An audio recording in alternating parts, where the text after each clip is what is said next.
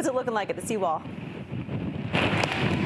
Yeah, definitely getting some good waves and a lot of splash over today. This is high tide, so this is the time they are very worried and concerned about. But this seawall right here is doing its job, because what it is doing is it's absorbing the ocean. It is absorbing the waves and the energy, shooting it straight up instead of coming into all these homes over here. But it's a lot of water. So what we're seeing right here is, look at all this water that is coming down here.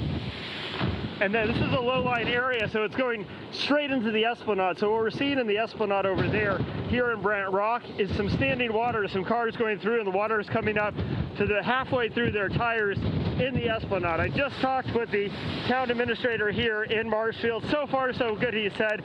No property damage, no reports of any injuries as well, which is good news. But the story is this flashover that continues to come over. There are people in this house right here. I talked to the woman who's here, right? She's like, we are just riding this out. We know what to expect during these nor'easters. We know what to expect living here in February. This is just par for the course, they say. But they are watching this closely, because this was always going to be the concern. High tide, how would they do here with the waves and the splash over? And so far they say, so good. They're going to weather this for about another hour, then it should calm down a little bit. Next high tide is not until tomorrow morning. Back to you. Corey, we'll get to those concerns in a second. Right now, we're in front of Walden Pond in Lynn, where the state police chopper has been picking up water, dropping it over the woods here behind me. Officials tell me about 130 acres are burning right now. Well, this is an area that got a lot of rain on Monday night, 10+ inches, and a lot more rain this morning. This here, some of the damage from Monday night. Look at this. This used to be a bridge, but it was washed away with all of that rain and the water that came downhill. It's a big deal for those who live on the other side. It's a subdivision. 3 homes, 10 people, the only way in and out for those who live there. We watched as the fire department came in yesterday. What they did is they brought a huge ladder truck in, and they extended the ladder over to make a quick pedestrian bridge, get firefighters over there to check on everyone. And at this point, everyone is deciding to stay put. Meanwhile, this morning, the mayor says this storm, all of that rain on a Monday night, is estimated to have caused upwards of $40 million in damage. Roads are torn up all around town. Sinkholes have swallowed up several homes, a bunch of cars at a local car dealership, too. Homes are flooded, buildings, too, including one that had one of its walls fall into a river here. Dozens of people in low-lying areas were rescued on Monday night. The mayor saying this morning, quick thinking and quick action by several area fire departments to evacuate everyone resulted in 0 injuries. Now, as for what's next, the mayor is saying fixing all of this is going to take some time, calling this a once-in-a-500-year storm. Now, as for those who live right here, well, the fire department actually came in with chainsaws and walked through and cut a path just large enough to get an ATV with a stretcher in, just in case there's an emergency in there. But the big question those who live over here say is, when is all of this going to be fixed? This afternoon? There's no timeline for that. Chris? Wow, Eli Rosenberg, thank you so much. Appreciate it. Most definitely, JC. And those who live in this subdivision remain simply stuck after the only way in and out of this subdivision, as you see right here, washed away on Monday night. But finally, for the 3 homes and 10 people on the other side, some good news. Have you guys heard the good news? They've heard the good news. A temporary bridge could be coming, but until it is in place, life has not been easy. Well, I mean, the first thing that you can see is that it is pretty dark around me. I'm at Good Day Cafe right now. There's no electricity in here, and that is because their transformer was located in the basement, which was completely flooded. You can see there's still tables and chairs in here, but I'm told a lot of this stuff is going to need to be thrown out because there was such high bacteria in the water. And just to show you how strong this flooding was, it literally pushed up all of the flooring inside of this restaurant here. But another problem with the flooding that I want to show you is that a lot of these restaurants are located inside of the same building. So you have Good Day Cafe there, you have Jamie's restaurant right here, and then further inside you can really see all of this destruction. Just to show you how strong, once again, that water was. Take a look at all this broken glass. The water literally shattered all of those windows. So this flooding really had just a devastating effect on several business owners here along High Street.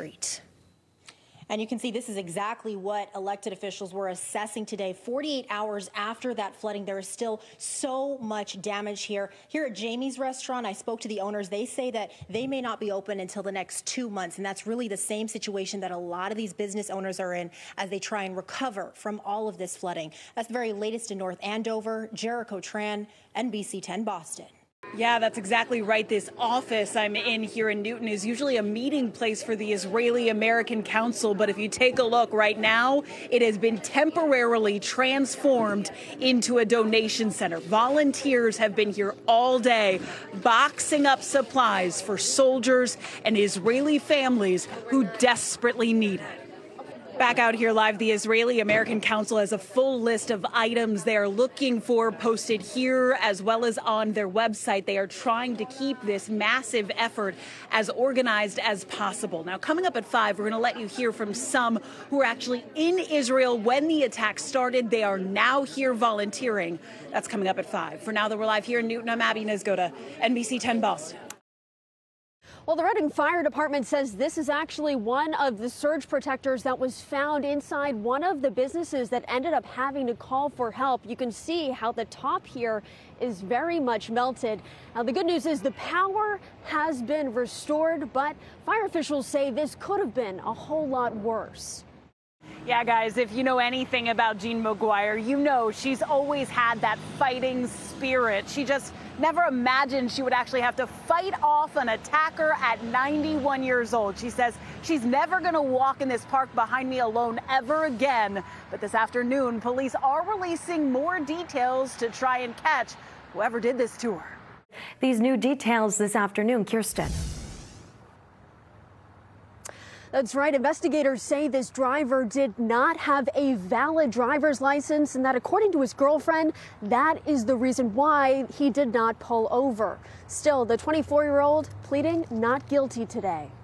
Oh yeah, here in Marshfield, this was never going to be a snowstorm. It was all going to be about the wind and the waves. And you see the splash and then the wind right here. And the concern with all of this wind is the fact we are approaching high tide, and you can already see the waves churning and pouring here up in Brant Rock right here. And it has been like this for about 45 minutes. High tide here is at 1:50 this afternoon. So that is what they're watching closely, because as you come over here, there's a lot of houses really close to the water, and they're already getting inundated with all of the splash over from the water and the wind that's blowing this all in the direction of the homes here. So a lot of splash over coming this way into the homes. They're watching high tide closely as the wind continues to whip. If they can get through this high tide, they feel a little bit better about the next high tide on Wednesday morning. But as the wind and the water continues to blow this way, they're really asking people to stay at home. Don't come out here and try and look at this stuff, because they're afraid there may be some debris, some small rocks and stuff like that can also blow over and splash onto people or onto cars. So far, people are doing a pretty good job about that. We've not seen a lot of people out here, but we are seeing the water churn. High tide is about an hour away. Send it back to you. Yeah, a splash onto photographers and their cameras as well, as we're seeing. Eli, thank you. Great job out there.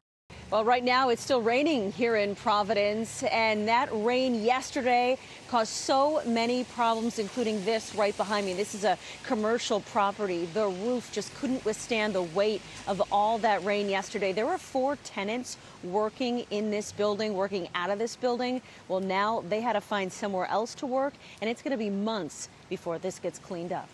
Priscilla, Whitey Bulger was a well-known FBI informant. He was 89 years old, in failing health, when he was transferred to the federal prison in Hazleton, West Virginia. His first night there, he was murdered in his jail cell. And now, family members of 2 of his victims have some questions. Well, that surveillance video is pretty jarring. The driver of that SUV racing down this hill right here. And then if you come over here, ending up inside this business where the cleanup is just getting underway. The driver went through the business, and right behind where those men are working is a steep ravine. That is where the SUV ended up. And talking with the owner of the business right here, he says, had this happened just a couple hours later, this area right here, what you see right here, would have been packed with kids. And so this is the back end of that mixed martial arts studio, and you can see just how deep the ravine is down here. Some trees are down. This is what rescue crews had to do to reach the driver to come down in here. Now, talking with the fire chief here just a few minutes ago, he said the driver was taken to a trauma center in Worcester. His condition is unknown. The investigation is in its early stages. I'm in Southbridge, Eli Rosenberg, NBC 10 Boston.